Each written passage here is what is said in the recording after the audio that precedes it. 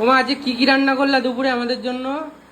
আজকে দুপুরে দারুণ দারুণ রান্না হয়েছে জানিস?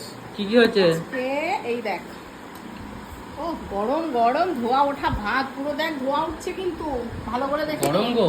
আর এই ধোয়া ওঠার গন্ধটা আমার কিন্তু খুব ভালো লাগে, খুব ভালো লাগে। আর এই যে ভেন্ডি ভাজা ভেন্ডি এইটুকু করেছো কেন? ভেন্ডি তো আমি ভালো খাই। অনেকটা আছে, খেয়ে শেষ করতে পারবি না। আর এই যে এটা হচ্ছে সেই তোর বাটা মাছ, দেখ বাটা মাছের ঝোল করিনি, বেশ মাখা মাখা করে বাটা মাছ করেছি।